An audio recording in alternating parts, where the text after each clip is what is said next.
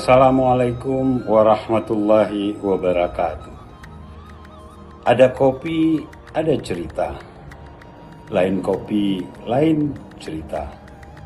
Tak ada kopi, tak usahlah banyak cerita. Ayo kita ngopi dan mari kita bercerita.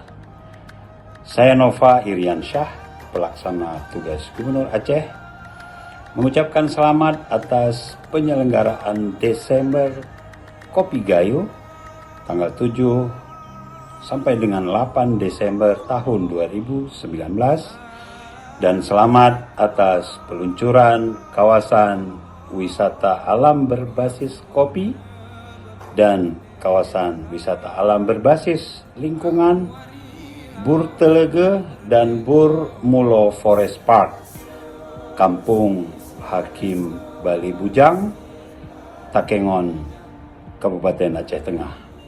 Selamat, semoga semua berjalan lancar dan semoga sukses untuk kita semua. Wassalamualaikum warahmatullahi wabarakatuh.